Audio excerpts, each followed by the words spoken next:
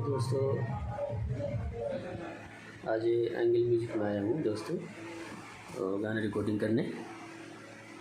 जी आज दिखाता हूँ, एंगल म्यूज़िक में आया हूँ दोस्तों।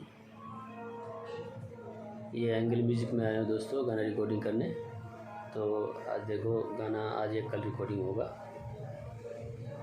आप लोग कमेंट करके बताना दोस्तों कि कैसा लगेगा मेरा गाना। अभी तो गाना लिखा जा रहा है मेरा गाना। ये एंगल म्यूज़िक है दोस्तों।